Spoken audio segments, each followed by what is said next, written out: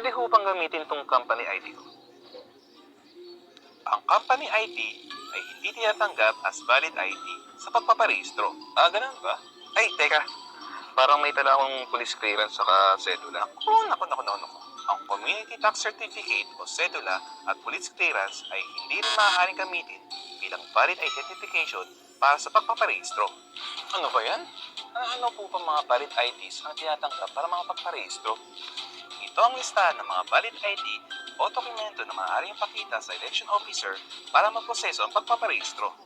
National Identification Card under the Philippine Identification System, Postal ID Card, Person with Disability ID Card, Student's ID Card o Library Card na may lagda ng otoridad ng paaralan, Senior Citizens ID Card, Land Transportation Office, Driver's License o Student Permit, National Bureau of Investigation Clearance, Philippine Passport, Social Security System, Government Service Insurance System o iba pang Unified Multipurpose ID Card, Integrated Bar of the Philippines ID Card, lisensya galing sa Professional Regulatory Commission, Certificate of Confirmation na ibinigay ng National Commission on Indigenous Peoples in case of members of ICCs or IPs, Barangay Identification o Certification na may larawan at iba pang valid government-issued ID. Ayan, ngayon, alam mo na.